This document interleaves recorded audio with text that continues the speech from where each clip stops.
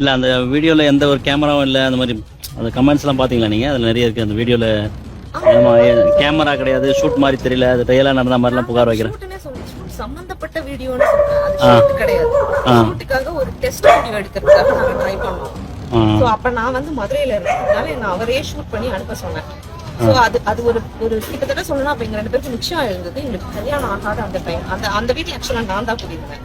அது விக்ரமன் வீடு கிடையாது, அது என்னோட வீடு. நான் ஊருக்கு போயிருந்ததுனால அவர் ரிலாக்ஸ் பண்றதுக்காக அங்க ஒரு 4 நாள் எங்க சமூகத்துல வந்து ஒரு ஆண் வந்து அந்த மாதிரி வந்த உடனே இமீடியட்டா உங்களை டிரான்ஸ்ஜெண்டர் நினைச்சுப்பாங்க. அப்படி நினைச்சு அடுத்த செகண்ட் டிரான்ஸ்ஜெண்டர் தான் இவன் திருடுவான், இவன் பிரச்சனை பண்ணுவான்னு நினைச்சு உடனே எந்த கேள்வியுமே கேட்காம அவங்க மேல வந்து ஹாரஸ் பண்றது, வயலண்ட் ஆக்ட் இதெல்லாம் வந்து செய்ய ஆரம்பிச்சாங்க. அந்த மாதிரி ஆக்சுவலா செஞ்சாங்க. உண்மையை சொல்லணும்னா ஒரு விஷயத்த சரியா விசாரிக்காம இமீடியட்டா ஒருத்தரை வந்து பிடிச்சி ஹாரஸ் பண்ணி தாக்கிட்டாங்க. ஆக்சுவலா அவங்க பண்ணதுதான் சமூக குற்றம். நம்ம கேள்வி கேட்கணும்னா அந்த டைம்ல நான் வந்து இந்த படத்துல இந்த மாதிரி, ஏன்னா நான் ஒரு ஃபிலிம் மேக்கர், நான் ஒரு டிரெக்டர். ஸோ என் படத்துல அவர் ஒர்க் பண்றதுக்காக படத்துக்காக இந்த மாதிரி ஒண்ணு பண்ணணும்னு சொன்னேன்.